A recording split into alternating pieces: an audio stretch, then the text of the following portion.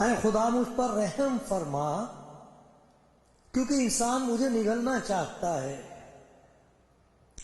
وہ دن بھر لڑ کر مجھے ستاتا ہے، میرے دشمن دن بھر مجھے نگلنا چاہتے ہیں، کیونکہ جو غرور کر کے مجھ سے لڑتے ہیں وہ بہت ہیں۔ جس وقت مجھے ڈر لگے گا میں تجھ پر توکل کروں گا۔ میرا فخر خدا پر ہے اور اس کے کلام پر ہے، میرا توکل خدا پر ہے، میں ڈرنے کا نہیں۔ بشر میرا کیا کر سکتا ہے؟ وہ دن بھر میری باتوں کو مروڑتے رہتے ہیں، ان کے خیال سراسر یہی ہے کہ مجھ سے بدی کریں۔ وہ اکٹھے ہو کر چھپ جاتے ہیں، وہ میرے نقش قدم کو دیکھتے بھالتے ہیں، کیونکہ وہ میری جان کی گھات میں ہیں۔ کیا وہ بدکاری کر کے بچ جائیں گے؟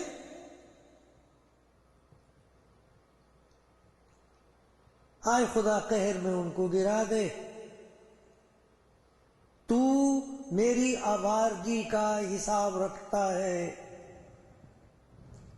میرے آنسوؤں کو اپنے مشکیزے میں رکھ لے۔ کیا وہ تیری کتاب میں مندرج نہیں ہے؟ تب تو جس دن میں فریاد کروں گا میرے دشمن پس پاؤں گے۔ مجھے یہ معلوم ہے کہ خدا میری طرف ہے، مجھے یہ معلوم ہے کہ خدا میری طرف ہے۔ میرا فخر خدا پر اور اس کے کلام پر ہے، میرا فخر خدا بند پر اور اس کے کلام پر ہے، میرا توکل خدا پر ہے، میں ڈرنے کا نہیں۔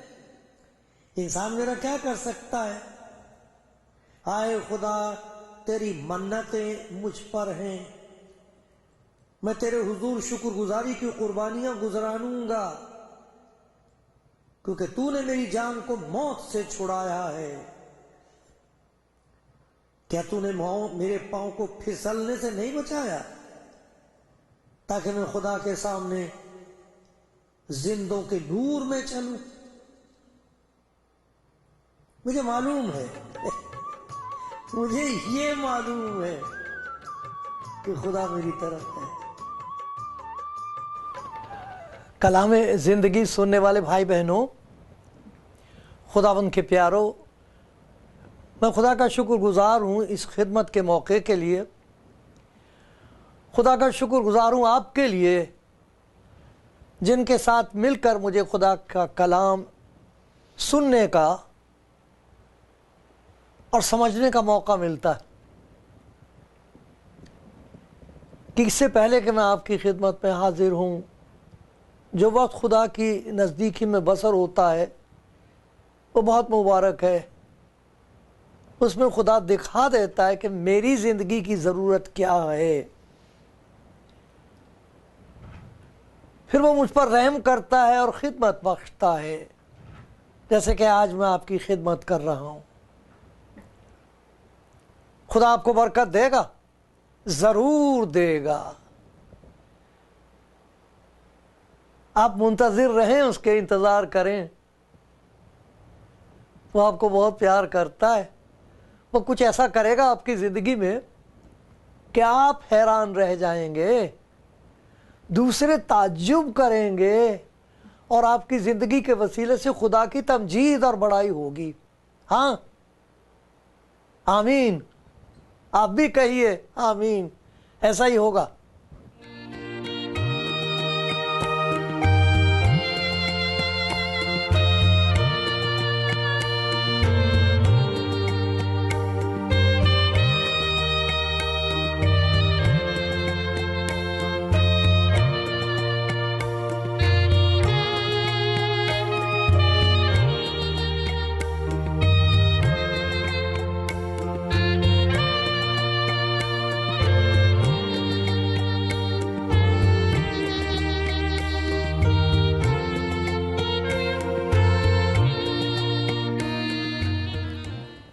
آج پھر خدا کا رحم مجھ پر ہوا ہے کہ میں آپ کو خوشخبری سناؤں گا،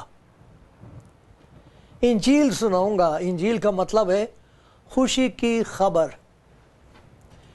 یہ خوشی کی خبر ان کے لیے ہے کہ جن کی ہر خوشی کو حالات نے خاک میں ملا دیا ہے۔ اپنے چاروں طرف دیکھتے ہیں، اندھیرا ہی اندھیرا ہے، ان کے حسین خوابوں کی دھول اڑ رہی ہے۔ ایک مجبوری، ایک لاچاری ہے، ایک شرمندگی ہے، لیکن منتظر ہیں، خدا کے منتظر ہیں کہ خدا کچھ کر دے۔ میں گواہی سنتا ہوں ان لوگوں کی جن کی زندگی میں خدا نے کچھ ایسا کر دیا ہے کہ وہ خود حیران ہیں، تعجب کرتے ہیں کہ یہ ہو کیسے گیا؟ میں وہ انسان نہیں رہا جو پہلے تھا، یہ کیا ہو گیا؟ میں بدل کیسے گئی؟ وہ تعجب کرتے ہیں۔ اور خدا کے کلام کے مطابق ان کے زندگی کے ذریعے سے، ان کی تبدیل شدہ زندگی سے جو بدل گئی ہے، اس زندگی کو دیکھ کر لوگ تعجب کرتے ہیں۔ وہ خود بھی تعجب کرتے، لیکن ان کی زندگی کے وسیلے سے خدا کی تمجید ہوتی ہے۔ لکھا ہے تمہارے نیک کاموں کو دیکھ کر تمہارے باپ کی جو آسمان پر ہے تمجید کریں، بڑائی کریں۔ بڑا اچھا لگتا ہے اور جی چاہتا کہ یہ تجربہ مجھے بھی حاصل ہو۔ بہت لوگ ہیں جو اس دنیا میں متلاشی ہیں، جو ایماندار لوگ ہیں، جو اپنی شریعت کے مطابق اپنی زندگی خدا کے حضور بسر کرنے کی کوشش کرتے ہیں۔ وہ جانتے ہیں ایک وقت آ جاتا ہے کہ وہ پہچان لیتے ہیں کہ بات نہیں بننی، میں اندر سے مریض ہوں، بیمار ہوں، ایک قسم کی بیماری ہے، میں مجرم ہوں، میں مریض ہوں۔ ہے کوئی مسیحا جو میرے مرض کا علاج کرے، جو مرض گناہ کا علاج کر دے؟ ہے کوئی ایسا مسیحا؟ اس سے انجیل کہتے ہیں یہ اس کا جواب ہے۔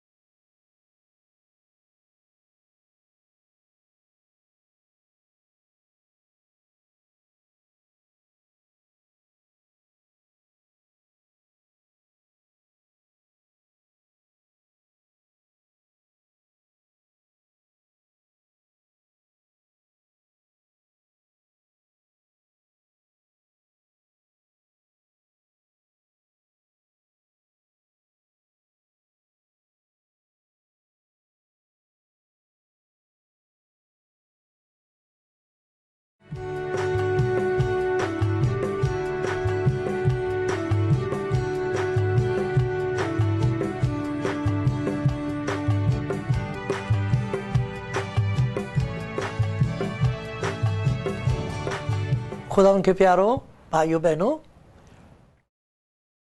आप सुन रहे हैं खुशखबरी।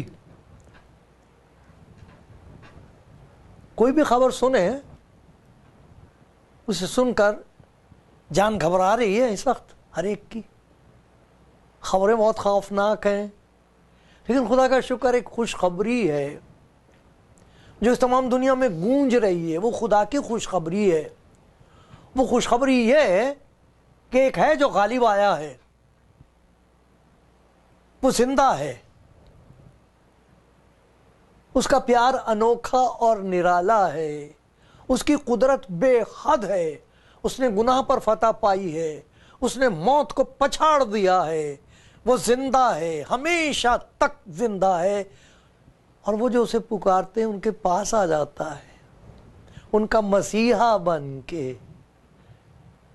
और वो गुनाहगारों को कहता, मेरे पास आ जाओ, मैं तुम्हारे लिए आया हूं। और फिर कहता, मेरी बेटी, चूंकि तूने अपने गुनाह का इकरार कर लिया है, अब तू मुजरिम नहीं है। मेरे बेटे, तू मुजरिम नहीं है, मैंने तेरे गुनाहों को अपने ऊपर ले लिया है। अब तू मेरी नजर में मुबारक है। मुबारक है वो खुदावंद की नजर में जो खुदा की मोहब्बत पर एतबार करता है। गुनाह का इकरार तो सब करते हैं, लेकिन मसीहा की मोहब्बत और कुदरत पर एतबार करने वाला मुबारक है।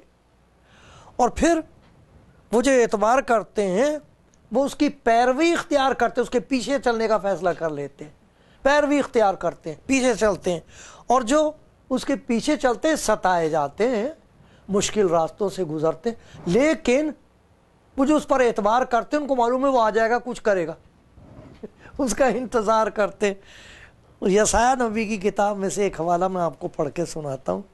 बड़ी प्यारी बात है, 30वां बाब है और उसमें लिखा है, वापस आने और खामोश बैठने में तुम्हारी सलामती है, घबराओ मत।